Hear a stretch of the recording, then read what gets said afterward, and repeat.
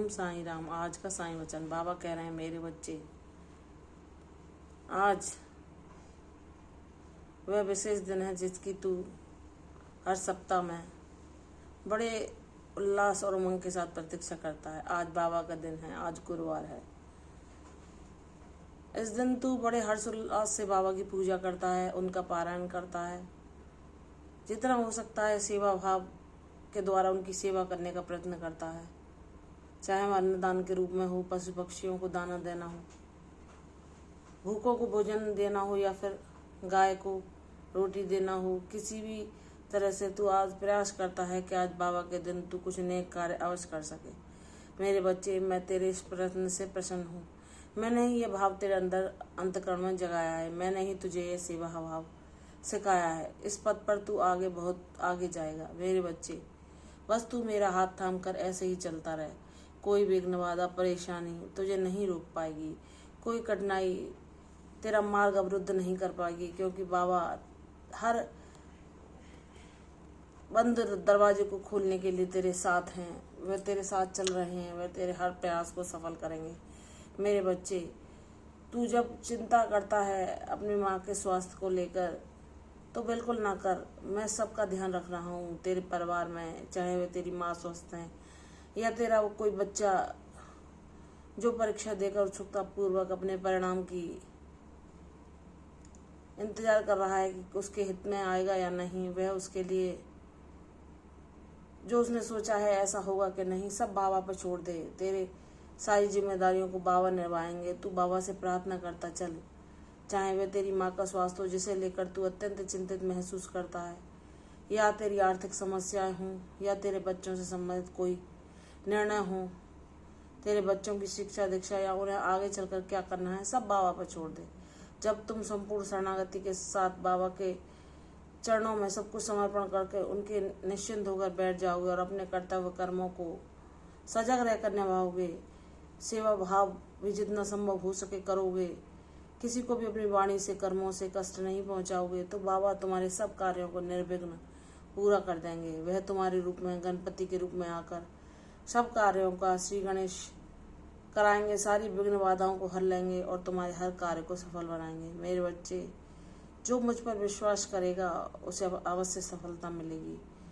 तुम यह सोचते हो कि बाबा बहुत लंबे समय से संघर्ष करते हुए भी, हर संभव प्रयास करते हुए, भक्ति मार्ग पर चलते हुए अभी वह सब मेरे जीवन में घटित नहीं हुआ जैसा मैं चाहता हूँ, तो तुम्हारे जीवन में वह नहीं होता जो तुम चाहते हो। तुम्हारे जीवन में वह होता है जो बाबा चाहते हैं, और बाबा सब कुछ अच्छा ही करते हैं।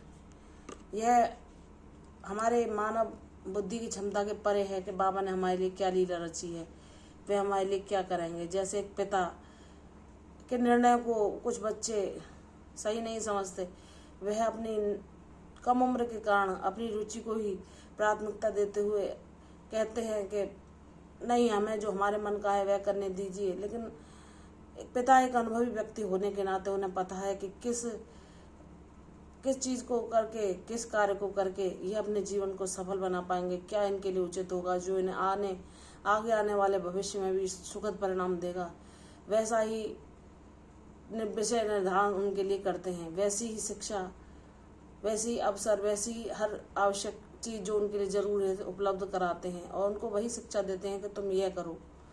तो मेरे बच्चे, क्योंकि वह अपने बच्चे का जीवन उज्जवल में होते देखना चाहते हैं, वैसे ही बाबा हम सबके पिता हैं। जो उनके शरणागत होता है, निष्काम भाव से उनको भजता है, सच्चे हृदय से उनको पुकारता है, तो वह करुणामयी पुकार को अवश्य सुनते हैं और अपने बच्चे के जीवन से सारे अंधकार, कलेश, कलह, सारी कलमश का, सारे कषायों का अंत करके, सारी समस्याओं को उसके जीवन से समाप्त करके उसके जीवन में सुख, शांति, समृद्धि स्थिर रूप से वास करे, ऐसा उसे मार्ग सजाते हैं। उसे सत्कर्म की राह पर ले जाते हैं, सत्य के मार्ग पर चलना सिखाते हैं, भक्ति करना सिखाते हैं, नाम जप के द्वारा उनकी सुखद ऊर्जा का अनुभव कराते हैं।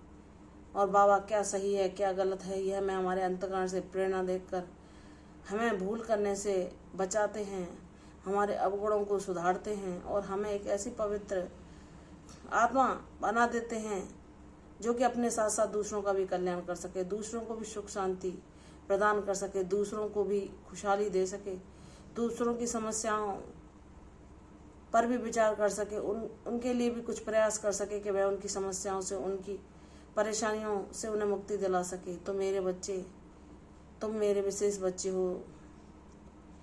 तुम्हें मैंने जितने संघर्ष रूपी सांचों में से ढाला है वह किसी कारणवश है। जितना तुम तपे हो कष्टों में, संघर्षों में, तूफानों में, वह सब तुम्हारे लिए उचित था, क्योंकि मैं जैसा तुम्हें बनाना चाहता था वैसे तुम बन चुके हो। तुमने हर एक अनुभव से शिक्षा पाई है, अब तुम ज्ञानवान बन चुके हो। ये दुनिया कैसी झूठी है, कौन कितना स्वार्थ रिश्तों में भरे हुए है, कौन किस चीज़ को महत्व देता है। इस दुनिया में लोग सच्चाई को, भोलेपन को, मासूमता, पवित्रता को महत्व न देकर ऊपरी दिखावे को, जो व्यक्ति संपन्न है, समृद्धशाली है, उसको महत्व देते हैं, चाहे वह कितना भी कटुता, ईर्ष्या, विष धारण किए हो अपने हृदय में, लेकिन सब उसको ही महत्व देते हैं। और एक भोला व्यक्ति जो कि उतना संपन्न नहीं है लेकिन वह सबके लिए अच्छी भावना ही रखता है, उसके महत्व को नहीं स्वीकारते। मेरे बच्चे, मैं तुम्हारे आसपास ऐसे ही लोगों को, पवित्र ऊर्जा वाले लोगों को ला दूंगा जो जान पाएंगे जैसे मैं तुम्हारे महत्व को समझता हूँ। मेरे लिए तुम अमूल्य हो, ऐसी ही संगति तुम्हें मिलेगी। तुम अब इस दुनिया को पहचान चुके हो, ज्ञानवान बन चुके हो, तुमने दुखों से सुखों में आने का मार्ग जान लिया है। इसलिए मेरे बच्चे, मुझ पर विश्वास करो, तुम्हारी जीत अवश्य होगी। तुम्हारी जीत ऐसी होगी जिसकी गूंज दुनिया सुनेगी। मेरे बच्चे, मुझ पर विश्वास करो, तुम्हारा कल्याण होगा, दीर्घायु होगा। कल फिर आऊंगी साईं वचन के साथ, तब तक के लिए ओम साई राम।